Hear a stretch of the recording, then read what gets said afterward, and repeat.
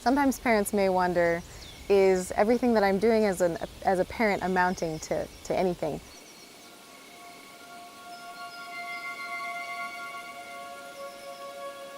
One analogy that I think is helpful is that you can't plant a corn seed and expect to have corn on the cob next week.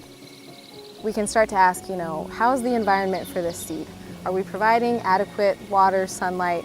In the parenting world, that's going to be lots of love, support, structure, and autonomy. Maybe there's something more that we can do, but there's no magic fix. You could find the best fertilizer out there, and it will not be a replacement for just those basic, simple water, sunlight principles.